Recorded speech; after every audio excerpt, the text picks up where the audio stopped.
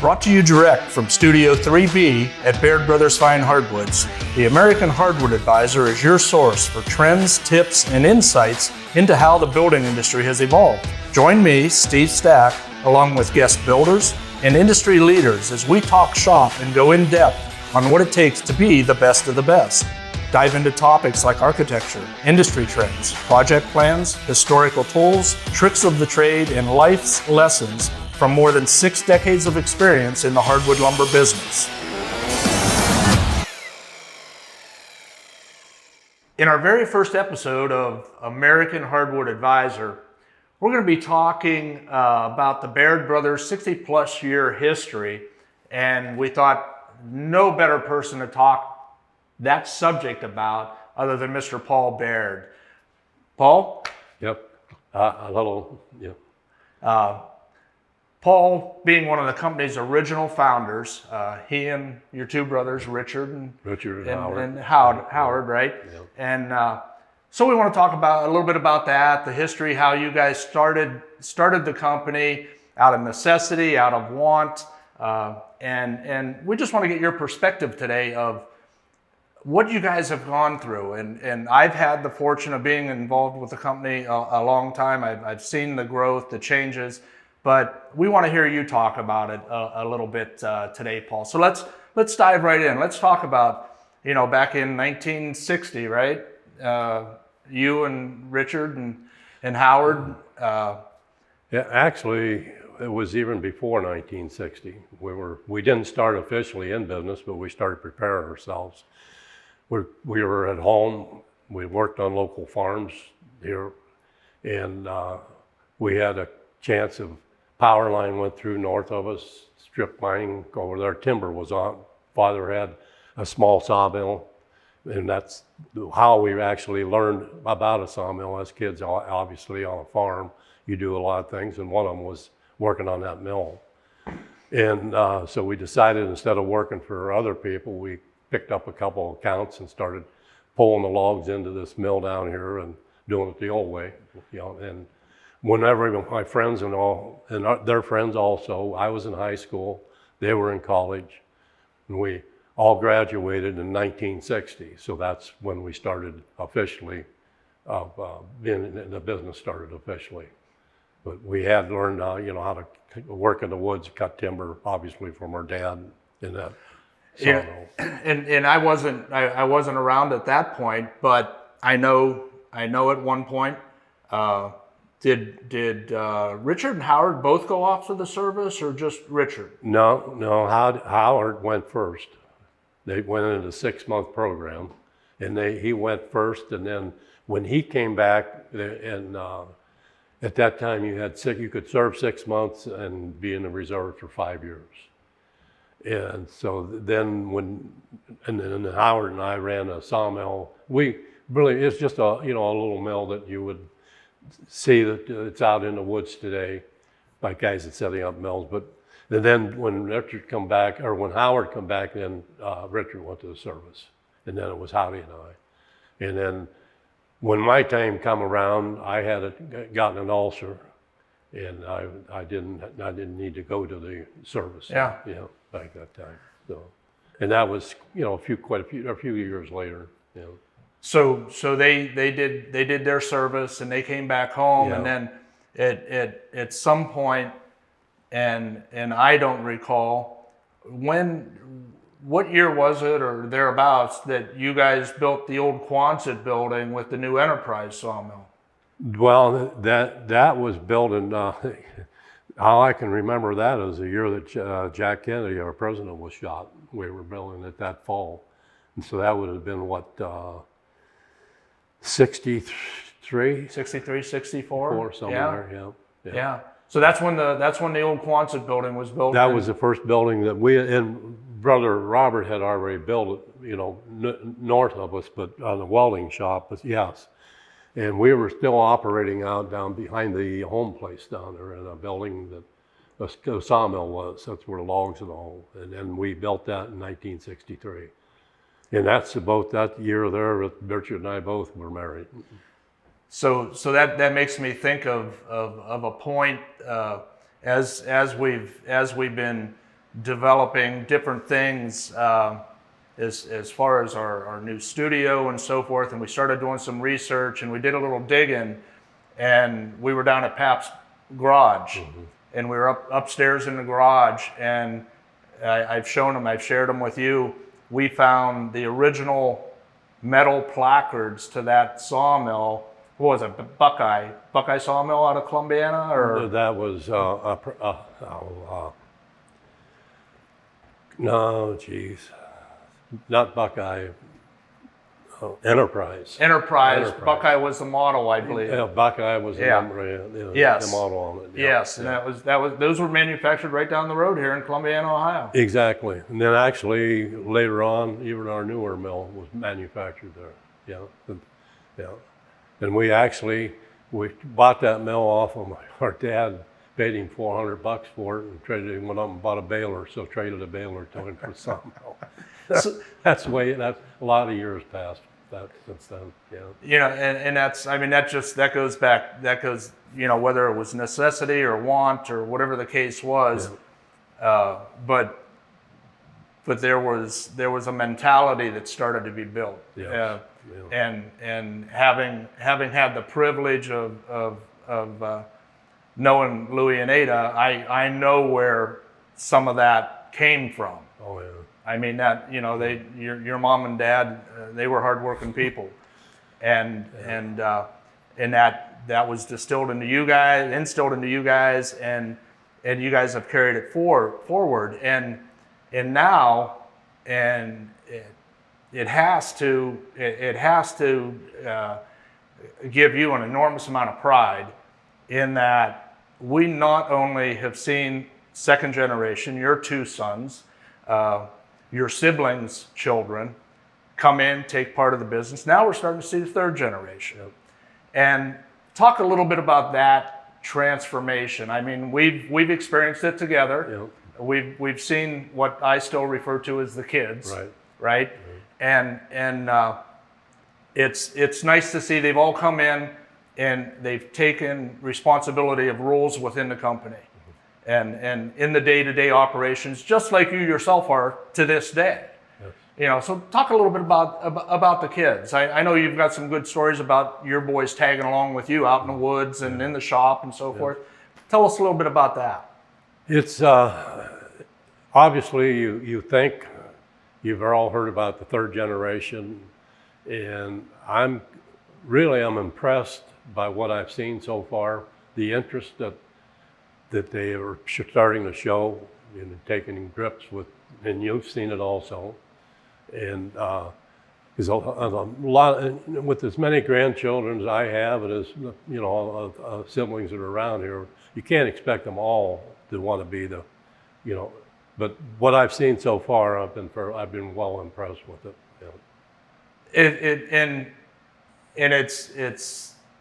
It takes you back, and I can recall many nights, you and Howdy and Dick, at the end of the day, you coming back in from the woods crew, and those guys being here running the sawmill and running the mill shop.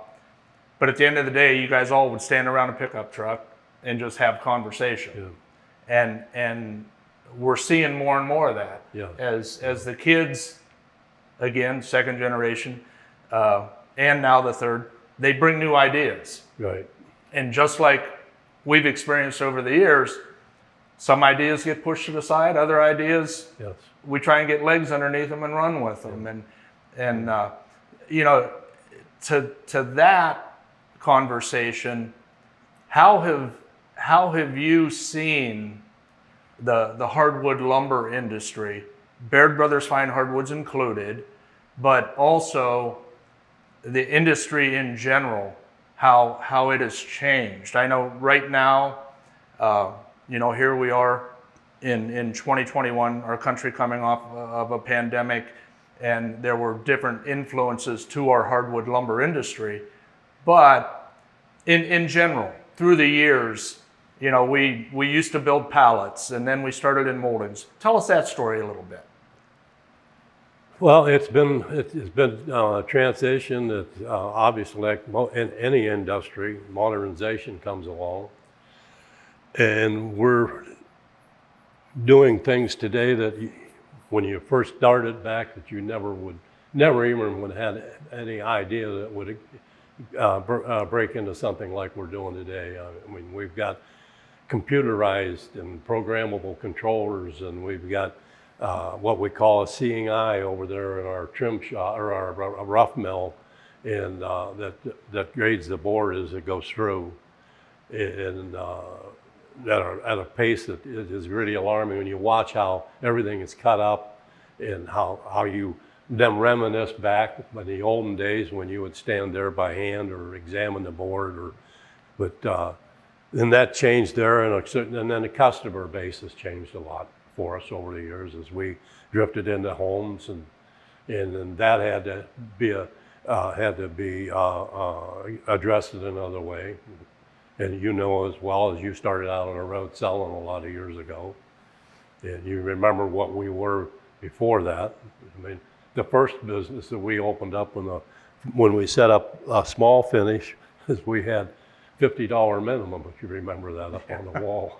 And then on the contractors only, because we're still basically a sawmill, still running that. And as we grew, and this transpired over the years away from that, it's been rather exciting to look back and look where we're at today. You know, and in thinking back, there's numerous things that I recall, but there were a couple things that stick with me vividly. The day that the first wine egg molder was delivered, mm-hmm. and that was like a huge step for you guys back then. And I don't recall the year, but that was the first molder set in that finish shop, if I'm not mistaken. Might have been the second, no, but it was one of the first newer machines. Yes. Yep. And having the techs come over, get it set up, get it running, and that's when we really got serious about moldings. Oh yeah. And that, along with the philosophy that all three of you brothers had of never sitting still, never being good enough, looking for better. When was it, and there's a little story behind it, and I want you to tell it, that you decided to become self-sufficient as far as generating your own electricity? That's a great story. Share it with the folks. Yeah, when obviously when you're in a small business, you jack of all trades. You would drive truck, go into steel mills, or deliver lumber if need be. If you had a driver off, you had to do that job, and you had to be able to handle that. So I went into the mills, and you see a lot of that in the mills, that he lost it over the years. You'd see that the generating as you grew, your need for electricity, the cost went higher. And then the heat in your buildings we didn't have. And as we built buildings, you saw that there was a need there for that also.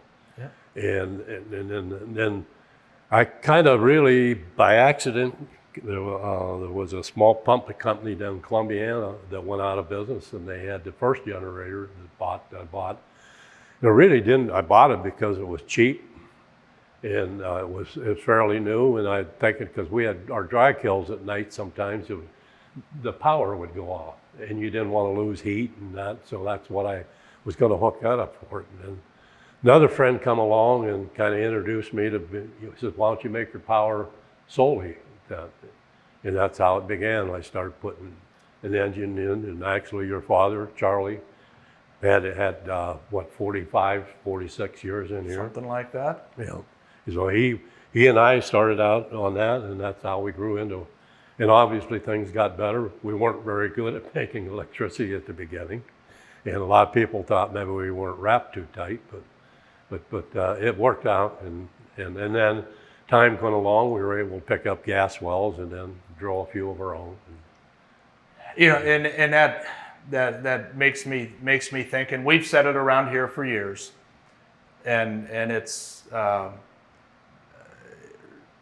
been adopted nationwide as far as being good stewards of the forest and our natural resources, and in our industry, a renewable natural resource, but we don't waste anything. No.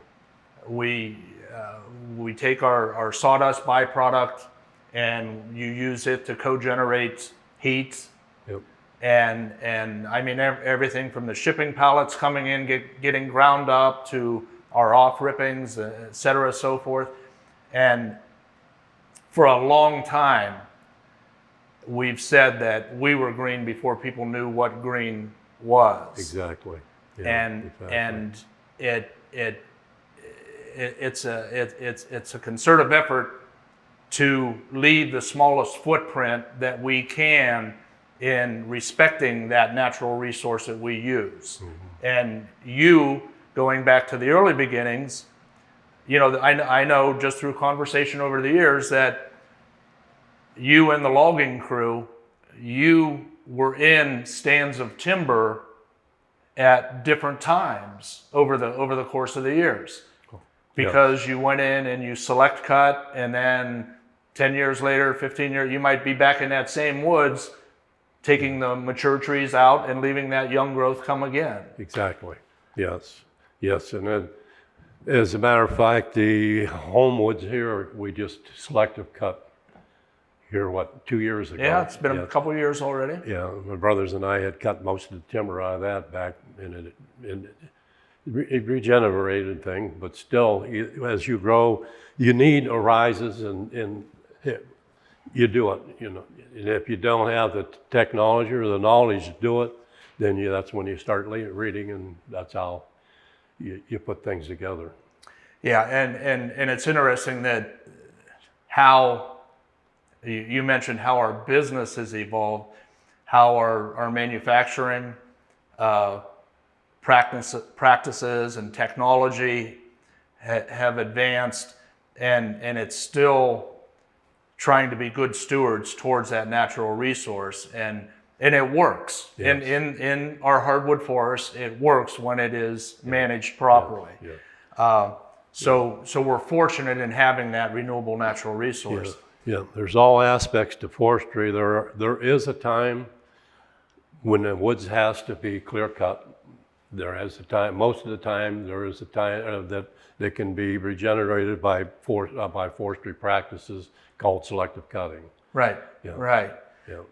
Yeah. So we've, we're fast forwarding, from prior to 1960 actually, and then up to introducing the Weinig molders and shifting gears. And you touched on our customer base, and I can recall we had a customer base that included Mahoning County, Trumbull County, Portage County maybe, and Yes. a little bit down south towards St. Clairsville and that area. Yeah. And would you ever have dreamt that we would be in a position today serving all 50 states, or shipping lumber to all 50 states and all of Canada? We have sales representatives in 3 different states, and our delivery vehicles serving those 120-mile radius of Canfield, Ohio, with our delivery trucks. And we have 3 or 4 LTL common carrier companies taking your product all across the United States. Would you have ever dreamt that? No, not. That's as things, change. That's some of what change goes on. And if you are not going to allow yourself to be in a position to change, then you're gonna. The end result is that you're not going to be in business long. Oh, very much so. And I think back to when yourself and myself. I mean, we used to write orders on a order pad with a piece of carbon paper in between, and we did the math off to the side, and then the computers started coming on board, and how how sister hated that. and Yeah. and but it happened, and like you said, we adapted, we evolved, and that led to something very special. Yeah. Our website internet presence is a big part of this business today, no? Exactly. And when you first started that, you had thoughts of, well, I don't know whether this is going to be good for us or not, but it's something that involved and you grew into it, day by day. And we learned a lot. All this, when this all transpires, there's a lot of learning curves there, the whole way up from, like you mentioned, the first winding molder. That wasn't exactly a pretty thing either, right at the beginning. No. There was a lot of learning going on there, basically because it didn't work as they said it would. And then you have to kind of and then that's what I mean. You have to involve with it and learn. And if you don't have the fortitude to accomplish that, then it's going to be a lot tougher for you. Okay, so you mentioned fortitude and confidence, and I just dove back to the late 70s, the early 80s, when we had started to produce a lot of moldings, but there was a downturn in housing, and you guys didn't sit back on your laurels. No. I know Richard was a driving force behind it, and you guys had conversation about it. There was a stretch of a few years there where we built picnic tables. Exactly. And it was, number one, we're always happy when we're making sawdust. And you guys have always had the mentality that you keep your guys busy. And we went through a very hard downturn. So what do? We made picnic tables for a well-known company at that time, right? Yep. That was Kmart, right? That's right. Kmart, learned a lot of lessons over that. But but we stayed busy. We stayed operational. And my gosh, I think at one time we were serving 33 states for supplying Kmart's with knockdown picnic tables. That we were assembling here, staining here, and something we had never done before there again. Yeah. One thing I've always been proud of is that we've never had a layoff that we had due to the downturn in business in the 60 years that we've been in business. We've never had that. And I was gonna ask you in our conversation today, what one of your proudest moments, whether it be with family or be with the business, and I think that statement that you just made of having never had a layoff in a 60 plus year company's history, that speaks volumes. Is there anything else that ranks up with that? The one thing we were always proud of there for quite a long time, was we were able to afford the cost of healthcare for our business until healthcare started to climb up astronomically. And that went on for quite a few years that we were able to do that. Oh yeah, and even today, it is still very affordable for our coworkers, your employees, to afford good quality health insurance. Yes. And in these very different times. Exactly. In these very different times. So, exactly. You started out yourself, two brothers. And I know we're somewhere surpassing 120 plus employees now. Yes, probably closer to 130, yes. We deal with a lot of personalities in a day's time, huh? Yeah, all I have to do is walk around and see something. Obviously, with the times you have, people float in and out, but there's a lot of people that I say, I really don't know that guy, yet. And yes, that's the biggest change from knowing everyone, knowing the families, knowing, your children, knowing, and even back, it wasn't like when you had 5, 10, 15, 20, 30, and as time goes on, yes, you walk and you think, my gosh. I think back and the cast of characters that you have employed over the years. Any of them stick out in your mind? Oh, there's many. Yeah. Yeah, and you guys just leave it go at the characters at the end. We've been really fortunate as Steve could hear, but his dad started with us, and other people that we've known when we were in high school. And a good many of those guys stayed on to us until they have 40-something years retired. We had a lot of guys here that 30 to 40 years, and that's is pretty impressive. And we were all pretty much a family. You just Yeah, and it makes me think. We've tried a lot of different things over the years. yes, And there was some, no, let's not do it like that. Let's do it like this. It was a do-over. yeah, So you learned and you went forward. yeah. Looking back, is there any one thing that sticks in the back of your mind that says, man, I wish I could do that over? Yeah, there is one. There's some of the not very many ventures that we went out of our wood business, but there is one that I would have liked to try to get is when we took a run at the casket business. Yeah, remember that one? Yeah. That one I would have liked to put a little different effort into it, but there's one basic thing I had an old friend of mine tell me way back when we were first starting out. He said, don't drift away from what you do and do well. He said, and we had not a bunch, but we did that a couple times. It was different. It still was tied to the wood business, but it was still, it was a little different. But we always, and I'll say it is, we always come back home to, and we've said it around here for years. Yes. There's a certain product group that has built all these buildings on this facility, and it's what you guys cut your teeth on. It's what we learned to do very, very well. Yeah.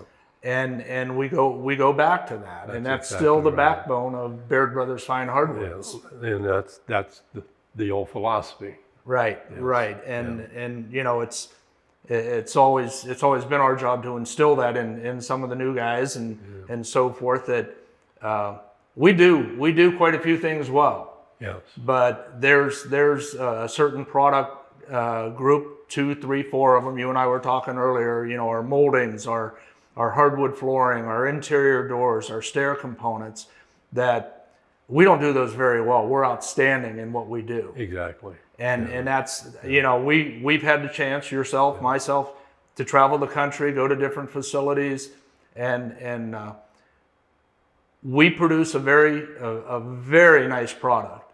And we've never lost sight of that when it falls into the hands of craftsmen around this country, in our local area. I've always said the Mahoning Valley, we're very blessed with some very good woodworking craftsmen, and they take our product and take it to the next level. They make it shine.